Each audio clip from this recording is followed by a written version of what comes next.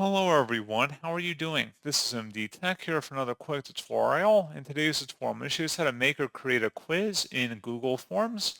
So this should hopefully be a pretty straightforward process, guys. And without further ado, let's go ahead and jump straight into it.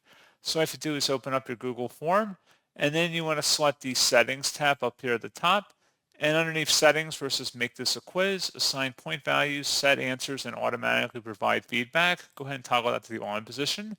And then you can adjust additional quiz options here as well. And that's pretty much it.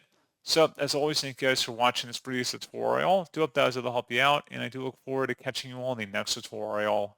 Goodbye.